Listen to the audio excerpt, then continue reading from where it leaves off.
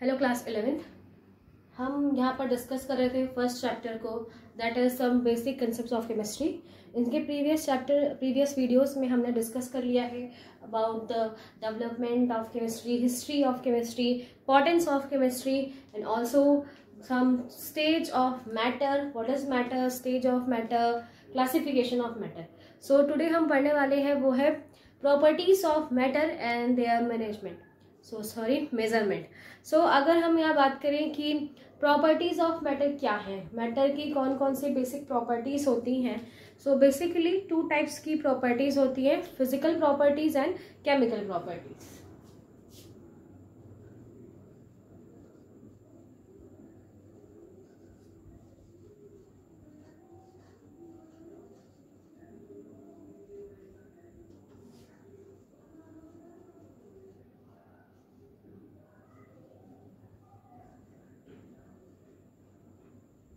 Okay, so physical properties क्या होती हैं? जब हम किसी कंपाउंड या एलिमेंट्स के बारे में हम आप पढ़ रहे हैं, ठीक, किसी मैटर के बारे में अगर हम आप पढ़ रहे होते हैं, सो फिजिकल प्रॉपर्टी से इसका मीनिंग होता है जैसे आप किसी चीज को देखते हैं। फॉर एग्जाम्पल अगर ये एक बोर्ड है और अगर मैं आपसे बोलूं कि इसके बारे में कुछ बताइए, तो आप क्या बताएंगे कि ये कुछ रेक्टेंगुलर शेप का है और वाइट कलर का है, ठीक है, जिसके ऊपर ब्लैक और रेड कलर से कुछ लिखा हुआ है, राइट। तो ये सब चीजें आप मुझे बता रहे हैं, ये आप जस्ट जो देख रहे हैं, जो सामने आपको चीजें दिखाई दे रही है, आप उनके बेसिस पे वो सारी चीजें बताते हैं। So physical property are that कि जिनको बताने के लिए आपको उसके कंपोजिशन में या फिर उसकी प्रॉपर्टीज में कोई चेंज नहीं करना पड़ता है। So when physical properties are that for examine the physical property, we do not do any changes in that thing, ठीक है। तो उस चीज में आपको कोई भी चेंजमेंट करने की जरूरत नहीं है, कंपोजिशन में कोई भी चेंज नहीं करना पड़ता। तो physical property, so in physical properties हमें जो उनके कंपोजिशन है उसको बिल्कुल भी चेंज नहीं करना पड़ता है, ठीक है भैया। अगर हम केमिकल प्रॉपर्टीज की बात करें, अगर हम केमिकली किसी चीज को चेक कर रहे हैं, केमिकल यानी इन द सेंस रिएक्शंस, सो अगर हम किसी चीज को रिएक्शंस के थ्रू बेसिस पे जज करना चाहते हैं, सो ऑफकोर्स उनका जो कंपोजिशन है या उनकी जो प्रॉपर्टीज है, केमिकल जो चेंजेस में चेंज आना चाहिए, यानी कि हमें उनके कंपोजिशन को चेंज करना पड़ेगा। चेंज हम कैसे करेंगे? उसकी रिएक्शन किसी और एलिमेंट के साथ करवाएंगे, किसी और मैटर के साथ उसकी रिएक्शन करवाएंगे, एंड देन उससे क्या होगा, कोई तीसरे टाइप का प्रोडक्ट बनेगा या फिर जो भी चीज वहां पे फॉर्म होनी है। सो जब आप वहां पर एक केमिकल चेंज रिक्वायर है, जब केमिकल प्रॉपर्टीज हम तब चेक करते हैं जब वहां पर एक रिक्वायर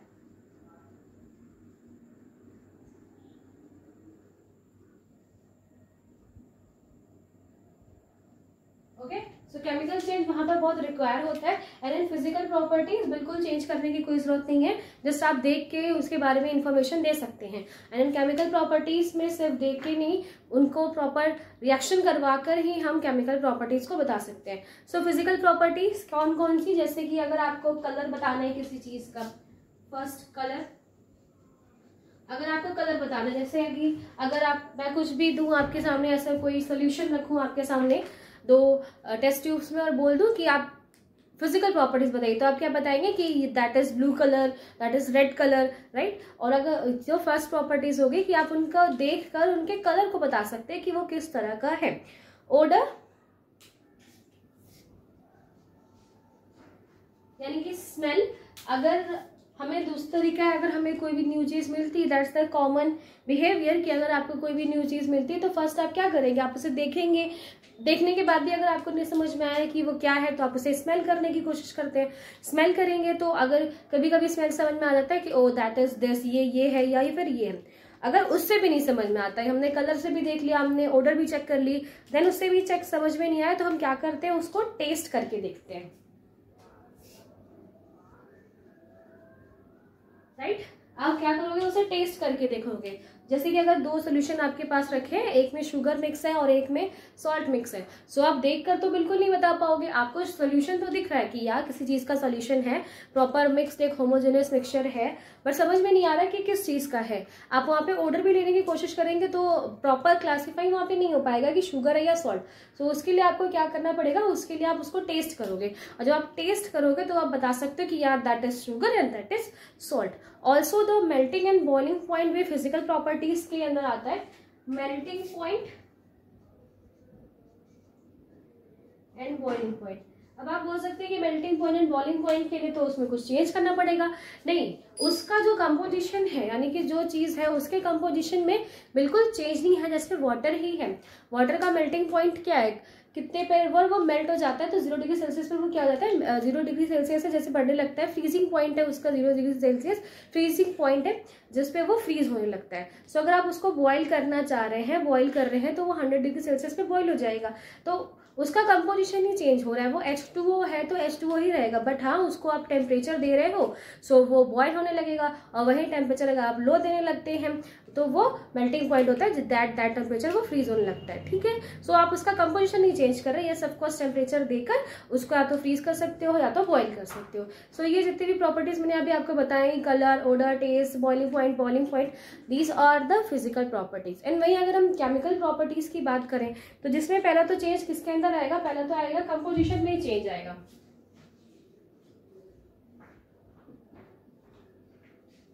कंपोजिशन में चेंज आता है कि अगर जैसे H2O है, अगर उसको आप ट्रीट करवा रहे हो, ओके, wherever is H2O, अगर आप इसको रिएक्ट करवाते हो किसी चीज के साथ, सो होगा क्या, इसका कंपोजिशन ब्रेक हो जाता है। ये क्या बना हुआ है, ये बना हुआ है H+ एंड OH- से, तो जब भी रिएक्शन होगी तो ये ब्रेक हो जाएगा, हमें मिलेगा H+ एंड OH-। तो ये क्या हुआ, ये ब्रेक हो गया। अब ये रिएक्शन जिसके साथ आप इसकी रिएक्शन करवा रहे हो वो उससे जाके रिएक्ट कर लेगा। सो कंपोजिशन में क्या होता है, चेंज हो जाता है, ब्रेक हो जाता है, कंपोजिशन इंटरचेंज हो जाते हैं आपस में। ऑल्सो रिएक्टिविटी को भी चेक किया जाता है कि कौन सी चीज कितनी ज्यादा रिएक्टिव है। ठीक है, रिएक्टिविटी चेक करते हैं। कुछ ऐसे मेटल्स होते हैं वो बहुत जल्दी रिएक्ट कर लेते हैं, जैसे आपके सोडियम पोटेशियम हो गए। कुछ ऐसे हैं जो बहुत लेट रिएक्ट करते हैं, जैसे कि जो अदर है, जिंक हो गया या फिर कॉपर। एंड कुछ तो ऐसे हैं जो रिएक्ट ही नहीं करते, जैसे AU, AG। सो ये रिएक्टिविटी के टर्म में हम कब पता करते हैं, जब हम उनकी केमिकल प्रॉपर्टीज को चेक कर रहे हैं। एंड ऑल्सो अगर हम ये चेक कर रहे हैं कि जो भी चीज है वो एसिड है, एसिड्स है या बेस है, जब ये चीजें भी आप पता कर रहे हो कि रिएक्टिविटी के थ्रू ये चीजें पता हो रही है कि वो एसिड है या बेस है, तो ये सारी चीजें किस का पता की जाती है, जब एक कुछ केमिकल प्रॉपर्टीज को अगर हम पढ़ते हैं। इसका एक एग्जांपल मैं और देना चाहूंगी कि अगर आपके पास मेडिसिन है, अगर मेडिसिन है, आपको डॉक्टर ने प्रिस्क्राइब की है मेडिसिन की इसे लेना है, तो अगर आप मेडिसिन की फिजिकल प्रॉपर्टीज को अगर मैं पूछूं तो आप क्या बताओगे, जो भी चीज, अगर वो मेडिसिन कैसी है, अगर वो मान लीजिए मेडिसिन ऐसी है,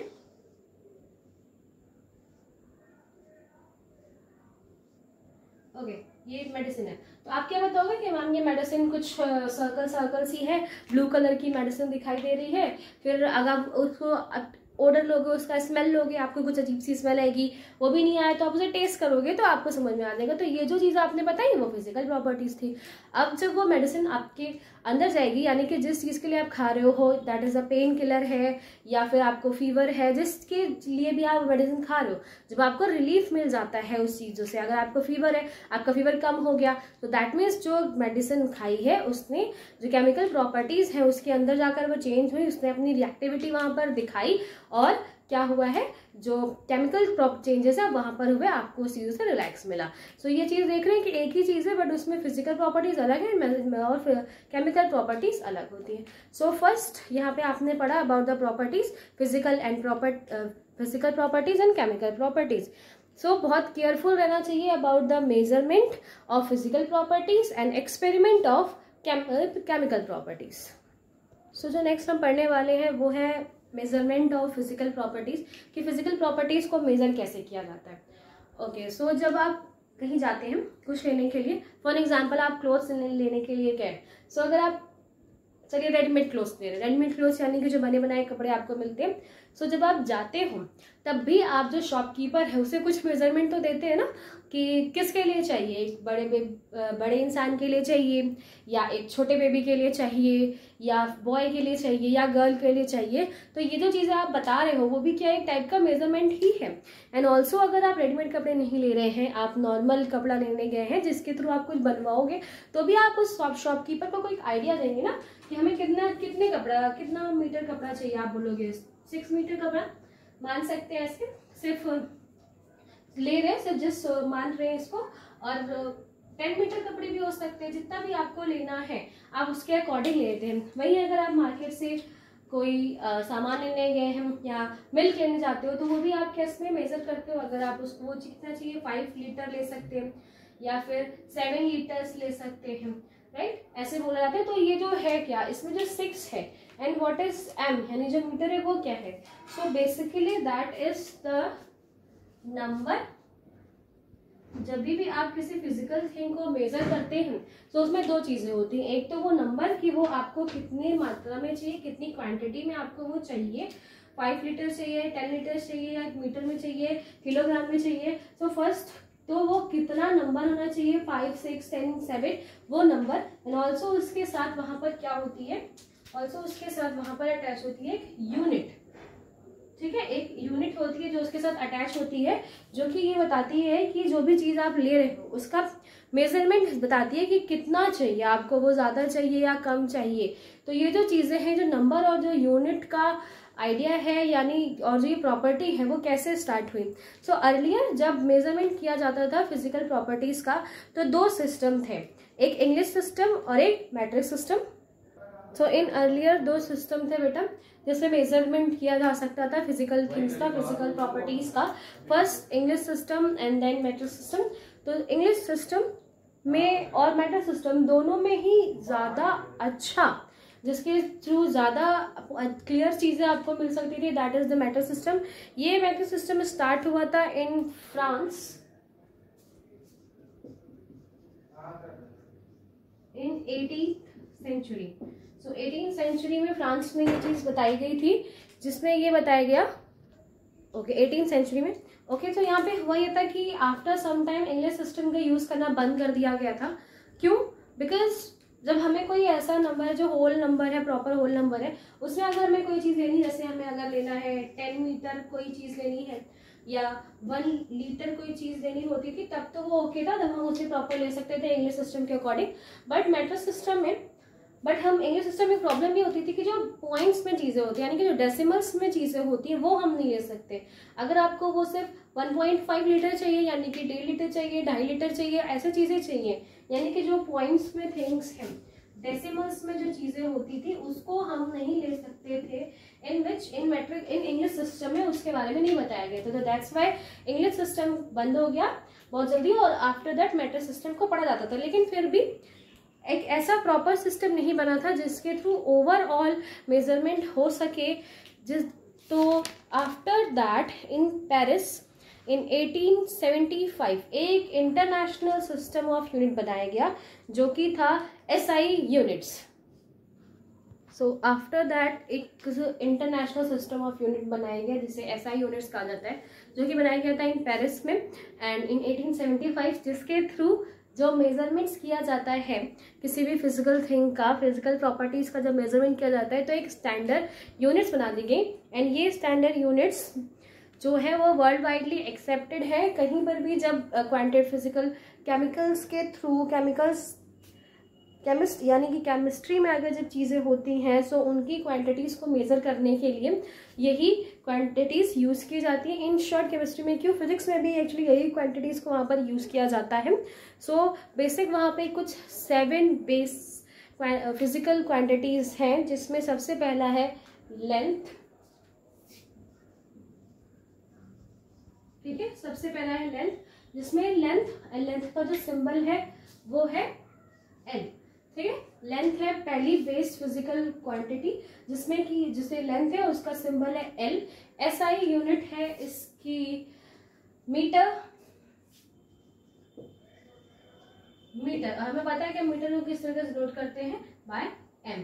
नेक्स्ट जो है वो है मास।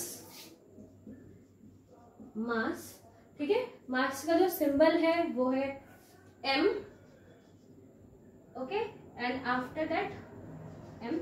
इसे इसकी जो SI यूनिट है वो है kilogram. Kilogram and the symbol of kilogram is kg। Next second, sorry time है, जो अगर बेसिक क्वांटिटी की बात करें तो वो है टाइम।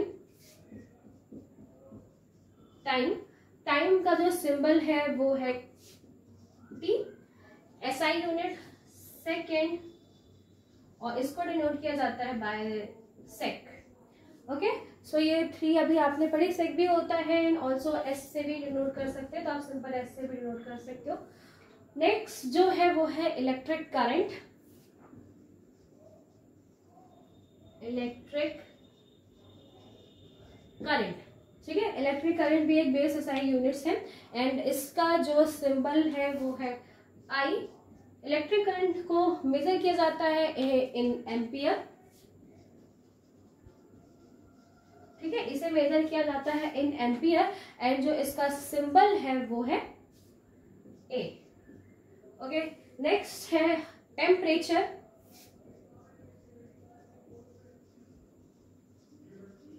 टेम्परेचर, टेम्परेचर को जो सिंबल है टेम्परेचर का वो है T। इसे मेजर किया जाता है इन केल्विन। इन केल्विन, यानी कि जो यूनिट है वो उसकी केल्विन, और symbol of kelvin is K। Next, मे भी जो चीजें आपको नीचे दिखाई दे तो फिर भी होगा तो अब क्लियर दिखाई देगा आपको अगर प्रॉपर आप देखो। नेक्स्ट है amount of substance, that is amount of substance, ठीक है। Amount of substance, amount of substance का जो सिंबल है that is N।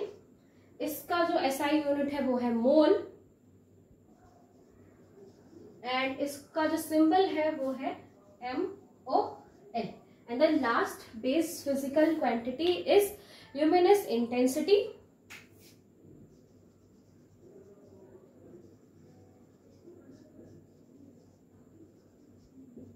Okay, luminous intensity, इसका जो सिंबल है दैट इज IV। इसको, इसकी SI यूनिट है कैंडला।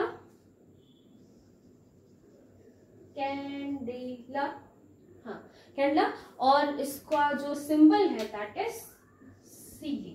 ओके, सो ये बेस फिजिकल क्वांटिटीज है जो इंटरनेशनल सिस्टम ऑफ यूनिट यानी SI यूनिट्स के द्वारा बताई गई हैं, जिसमें length, mass, time, electric current, temperature, amount of substance and luminous intensity को दिया गया है। अब आप अगर बुक में देखेंगे तो बेटा टेम्परेचर के ऊपर थर्मोडायनेमिक्स में लिखा हुआ है थर्मोडायनेमिक टेम्परेचर। सो जस्ट एक ही बात है, वहां पर मेनली हमें टेम्परेचर को इंक्लूड करना होता है, इसलिए मैंने यहाँ पर ऐसे लिखा हुआ है। सो ये जो बेस फिजिकल क्वांटिटीज है ये आपको याद करनी है, उनके सिंबल्स याद करने हैं एंड ऑल्सो जो उनकी यूनिट्स है वो भी आपको यहाँ पर याद करनी होती है। अब ये भी क्वेश्चन आ सकता है कि अभी इसमें बहुत सारी चीजें नहीं हैं, लाइक अगर हमें किसी का वॉल्यूम निकालना है तब हम क्या करेंगे, किसी का डेंसिटी निकालनी है, वेट मेजर करना है, वो तो चीजें यहाँ पर नहीं लिखी हुई हैं, बट उन सारी चीजों को हम इन्हीं बेस फिजिकल क्वांटिटीज के थ्रू बना सकते हैं, मेजर कर सकते हैं। वो आपको आगे पढ़ाया जाएगा कि कैसे इन्हीं बेस क्वांटिटीज से बाकी जितने भी मेजरमेंट यूनिट्स हैं सब बनाए जाते हैं। फिर मेनली बेस फिजिकल क्वांटिटीज यही है, आपके बुक में गिवन है। और ऑल्सो आपके बुक में इसके बाद एक चार्ट बना हुआ है जिसमें प्रॉपर डेफिनेशन है। मेनली डेफिनेशन इतनी पूछी नहीं जाती किसकी क्या डेफिनेशन है, मगर आप वहां से भी आप पढ़ सकते हो about the international system of unit. Also कुछ प्रीफिक्स यूज किए जाते हैं इन SI यूनिट्स में। ये प्रीफिक्स क्यों यूज किए जाते हैं, बिकॉज हम जब केमिस्ट्री पढ़ रहे होते हैं सो हम वहाँ पर जो चीज़ें पढ़ रहे हैं वो पढ़ रहे हैं at the atomic level. Atomic level मतलब वहाँ पे जो मेजरमेंट्स हैं बहुत कम ही है, बहुत छोटे छोटे मेजरमेंट्स होते हैं, बहुत स्मॉल क्वांटिटी में जो आपको यूज़ करना है। मतलब जो माइनस में है -24 से आप देख रहे हैं स्टार्टिंग है, that mean 0 0 0 0 0 0 0, then after point के बाद 24 0 देन आफ्टर कोई नंबर वहाँ पर आता है, एंड वहीं एक बहुत बड़ा नंबर भी आता है हमारी केमिस्ट्री में। सो दोनों ही चीज़ें हैं कि जब आप कोई चीज़ें यूज़ कर रहे हैं, कुछ ऐसे मेजरमेंट्स को यहाँ पे नाप रहे हैं, या तो बहुत ज़्यादा बड़ा हो सकता है या फिर बहुत ही ज़्यादा स्मॉल होता है, बहुत ज़्यादा छोटा होता है। तो उस टाइम हम उसे मेजर करने के लिए कुछ प्रीफिक्स का यूज़ करते हैं, जो कि प्रीफिक्स यहाँ पर लिखे। इन प्रीवियस टाइम जो प्रीफिक्स थे वो थे फ्रॉम पिको टू टेरा तक, बट अब न्यू बुक है एंड ऑल, चीज़ें चेंज होती जाती है, चीज़ें बढ़ती जाती है केमिस्ट्री में ऑल्सो ऑलवेज। तो वहाँ पे चीज़ें बढ़ी, जो कि है योक्टो से लेकर योटा तक, जिसमें आप देख रहे हैं मेजरमेंट्स वैल्यू है जो 10 की पावर -24 से है, -24 टू 10 की पावर +24 तक ये मेजरमेंट वैल्यू होती है। ये सारे प्रीफिक्स हैं, इसका एक चार्ट आपकी बुक में दिया हुआ है, ये आपको याद करना पड़ेगा स्पेशली, जिसमें है yocto, zepto, atto, femto, pico, nano, micro, milli, centi, deci, deca, hecto, kilo, mega, giga, tera, peta, exa, tera, zetta और योटा।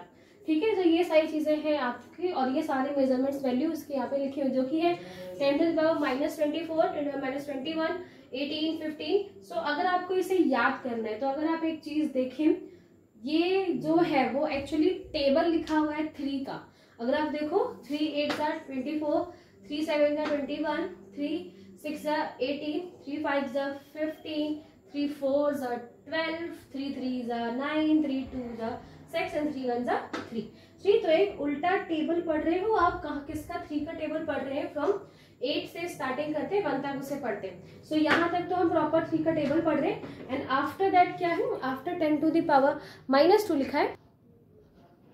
सो आपने देखा कि ये कि 3 का टेबल हम यहाँ पे काउंट करते आ रहे थे, फ्रॉम -24 से 3 का टेबल आप काउंट करते करते 3 तक आइए, एंड आफ्टर दैट 10 की पावर 3 के बाद जस्ट 2, एंड उसके बाद -1।